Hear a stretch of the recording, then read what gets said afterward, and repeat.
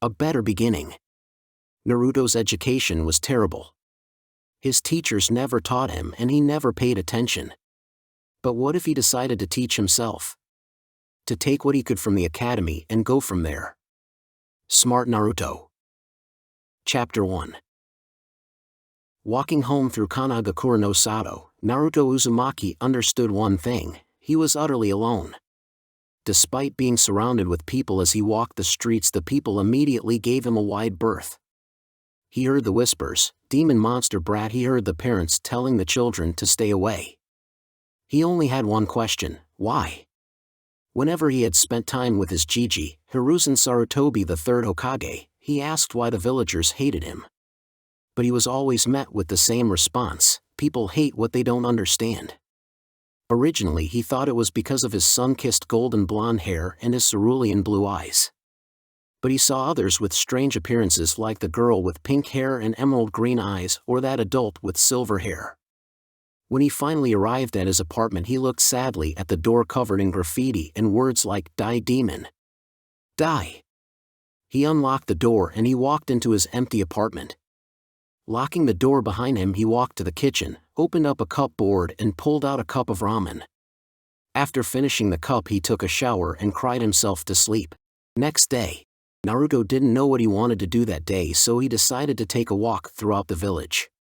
He had been walking for about an hour and noticed something that would change him. He was about to walk into a main street when he noticed the Sandaime passing by. He hadn't been noticed by the old man, but he kept watching. He saw that the Hokage got exactly what Naruto wanted. To be looked upon not with fear and disgust, but with joy and admiration. In this moment, Naruto came to a realization that maybe, just maybe, if he became Hokage, he could get the same type of respect and admiration as his Jiji. He called out, "Hey Jiji." Immediately all adults turned to him with a look of disbelief and horror. But the Hokage turned around to look at Naruto with a smile. "How are you doing, my boy?" "I'm doing just fine. May I ask you a question?" "Well, of course." "How can I become Hokage?" Hiruzen widened his eyes just a little, then began to chuckle. "How about we talk about this in my office?" Skip to office. Sitting at his desk behind a mountain of paperwork, Hiruzen was smoking his pipe. Looking down at Naruto sitting on a chair. "I became Hokage because I was the strongest ninja in the entire village." "So all I have to do is be the strongest ninja in the village?" "Partly, but it's more than that. What do you think a Hokage is?" "The leader of Konoha." "Yes, but there's more. Maybe we should start with what you think a shinobi is?" Naruto smiled. "Well, they are cool people who can use jutsus to fight." Hiruzen laughed slightly. "Yes, but they are also people who endure. People who defend those who can't defend themselves." Naruto looked down pensively. "So the Hokage is the one who endures the most? The one who protects the entire village so that everyone could feel safe?" Hiruzen looks down at the young boy, astonished at the understanding of the 5-year-old. "Precisely." "Then how can I become a ninja?" "Well, I would have to sign you up for the academy, but the minimum age is 6. Naruto looked down at the floor with a sigh. He didn't know what he would do for the next year until he could join the academy. Seeing Naruto's mood drop considerably, Hiruzen tells him, "Just because you can't join the academy for a year does not mean you can't prepare." "What do you mean, Jiji?" "Well, you could train and study at the library." Naruto frowns and begins to fidget. Noticing this, Hiruzen asks, "What's wrong, Naruto?" "Well, the last time I went to the library, I was kicked out for no reason." Hiruzen was holding his hands over his mouth with shade over his eyes and a grim look. After a minute of thinking, Hiruzen begins to write a note. Once done, he signs and stamps it. Rolling it up, he hands it to Naruto. "Take this. The next time you go to the library, tell them that it is a government-owned building and they cannot kick out the citizens of Konoha."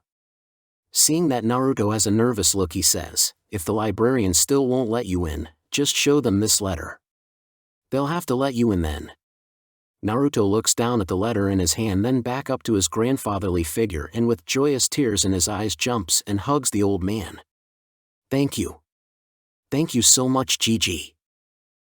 Hiruzen hugs back the little boy and smiles. Of course, Naruto. If you have any more trouble, you can always come talk to me. I'm going to go to the library now to get some books on ninja. Have fun. The boy closes the door behind him and runs off to the library. Hiruzen stares at the door and thinks, that boy has so much potential and a natural will of fire. I just hope the village doesn't blow it out. 10 minutes later, with Naruto. Standing in front of the library, Naruto is extremely nervous. But regardless, he walks through the door. But right as he is about to pass the librarian's desk, she calls out, "What are you doing here? I thought I said you weren't allowed in here." Naruto looks up to the woman sweating profusely. "Well, the Hokage told me that this was a government-owned building. And that you are not allowed to reject Konoha citizens." Naruto tried to stare at the librarian with the most stern look he could manage, but it only looked like he was pouting. Looking down at the young blonde, the librarian sighs, rolls her eyes, and says, "Fine, read what you want. But don't talk too loud and don't mess anything up. If you want to take any books home, you have to make an account." "Can I make the account now?" "Sure. Skip 10 minutes of questions and stuff." The librarian hands Naruto a library card and says, "Here's your card. Whenever you want to check out a book, pass it by me first." With a bright smile, Naruto thanks the woman and looks around trying to find a shinobi section. Once he finds it, he looks through the shelves trying to find an appropriate book. Finally, he finds a book titled Becoming a Shinobi for Beginners. He takes the book off the shelf, finds a desk and sits down and begins to read. Shinobi use the tools they have access to complete the missions assigned to them by their Kage. The largest and most important tool to a shinobi is their chakra. Chakra is a combination of physical and spiritual energies used to create ninjutsus and jinjutsus, but also to augment taijutsu. So the first thing any shinobi hopeful should do is unlock their chakra. However, chakra is not an end-all be-all. It is still important to strengthen your body to make physical attacks more effective.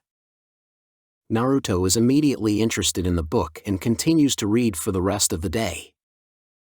Few hours later, Naruto had spent the last few hours reading. He had found 2 more books that he had found helpful titled Chakra Basics and Workouts for Shinobi Trainees. Because the library was about to close, he collected his things and brought 3 books to the front desk to check out the 3 books. Walking up to the desk, he sees a different librarian. He tells her, "Good afternoon, I would like to check out these 3 books." Looking down, the lady smiles and asks, "May I please see your library card?" Taking out the card, the lady scans it and checks out the 3 books. On his way home, Naruto was happy that the lady wasn't mean to him. When he reached his home, he didn't mind how empty it was. He was just happy that he had something to look forward to. Chapter 2. It had been a week since Naruto had gone to the library, and he had thoroughly enjoyed reading and preparing to become a ninja. The quietness of the library was a relaxing break from the busy and loud village. He had attempted to unlock his chakra in the past few days, but he was still working on it. However, a major problem he had run into was food. In the workout book, it stated that a balanced diet was crucial to growth and development of the body. But every time he went to buy groceries, every supermarket or grocery store either kicked him out before he bought anything or attempted to extremely overcharge him. Naruto was pissed walking through the streets. He had the money he needed, it's just no one would give him a fair price. However, he had remembered that Gigi would help him if he needed it. He immediately dashed off towards the Hokage's office. 10 minutes later, Naruto was panting heavily in front of the Hokage building. Catching his breath, he pushed open the doors and walked up to the front desk. "Hello. May I go see the Hokage, or is he busy?" The desk lady looked up and rolled her eyes. "Of course he's busy, brat. He would never have time for you." Naruto looked down, trying to fight off the tears appearing in his eyes, when he heard a voice off to the right. "Of course I would have time for Naruto," Hiruzen shouts. "Anything to get me away from that wretched paperwork." Smiling down at Naruto, he says, "Let's take a walk." Smiling brilliantly, he walked up to the old man and said, "Let's go." Right before they walk out the door, the Hokage turns to his assistant and glares, sending shivers down her spine. She thought, "I definitely just lost my job." Once outside, the old man asks, "What's wrong, Naruto? Why did you come to see me?" Naruto looks down and mumbles, "I need help buying food." Looking at Naruto, Hiruzen is completely confused. "You're going to have to speak up, my boy. I read in a book that if you want to grow you need to eat healthy food, but every time I try to go buy some, people kick me out or raise the price. I came to you because maybe you have a way to fix it." Despite Hiruzen's surprised face, inside he was boiling mad. Yet simultaneously the gears were turning in his head to find a solution. "I think I know what you can do. Have you unlocked your chakra?" "I'm still trying, but I think I'm close." "Then I can't teach you henge just yet. For now I will go with you to buy groceries, but you have to come back so I can teach you the jutsu." Naruto began jumping up and down with stars in his eyes. "Really, Gigi, really?" "Sure. But for now let's go to a market. I'll buy you everything you need." Naruto had turned and hugged the old man. "Thank you so much." Coincidentally, they had stopped just in front of a store. As a test, Hiruzen let Naruto walk in first. Once Naruto had walked through the door, a clerk had shouted, "What are you doing in here? I told you, you weren't allowed in. Why wouldn't this Konoha citizen be allowed to shop in your fine establishment?" Hiruzen had asked with a menacing smile. Looking up, the clerk was sweating bullets. Hokage-sama, oh of course he's allowed in here. I thought so. 2 hours later. Inside Naruto's apartment, Naruto and Hiruzen were filling the refrigerator with all the groceries bought earlier.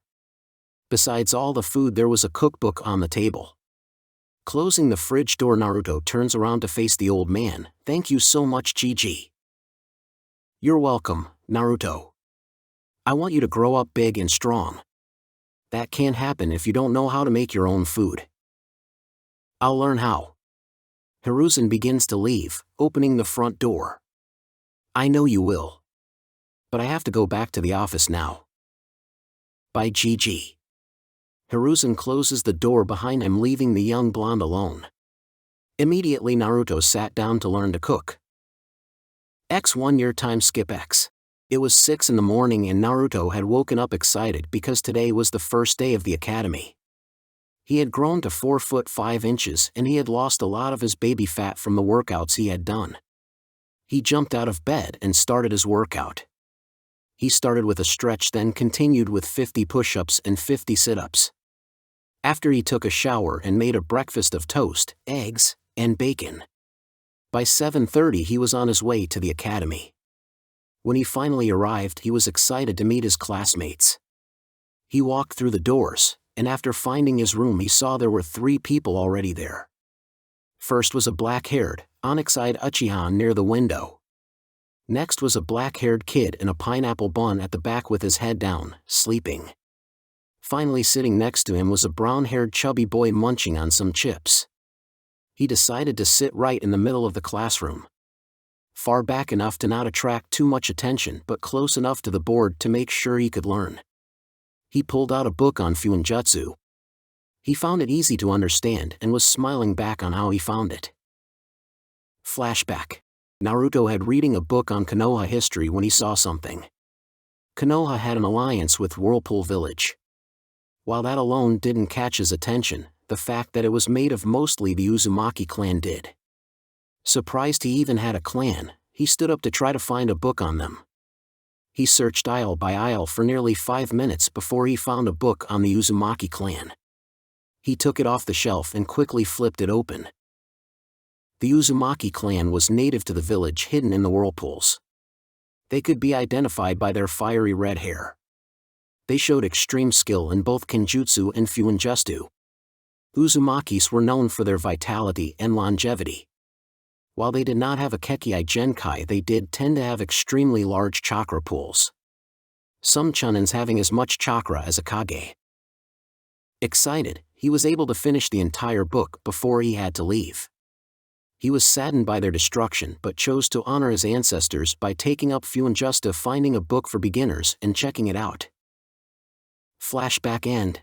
Eventually more and more students walked into the classroom. At 8:15 a.m. lightly tanned man with a scar over his nose walked behind him, a pale man with a bandana over his light blue hair. "Good morning, class. My name is Yumano Irika and I will be your teacher for the next 6 years. This is my assistant Mizuki. I am going to call attendance." As he did, he only paid attention to the names of the kids from clans. Aburame Shino, a black-haired kid with pitch-black sunglasses and a gray jacket that went over his mouth. Akimichi Choji, he was the chubby kid from earlier. Hyuga Hinata, a girl with pale eyes, dark blue hair, she wore a purple jacket with burgundy pants. Inazuka Kiba, he had brown hair and red marks on his cheeks.